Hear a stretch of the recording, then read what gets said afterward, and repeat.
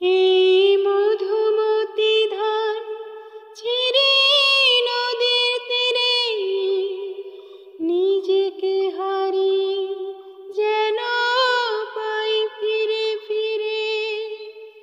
এই মধুমতি ধান ছিঁড়ে নদীর তীরে নিজেকে হারিয়ে যেন পাই ফিরে ফিরে। যেন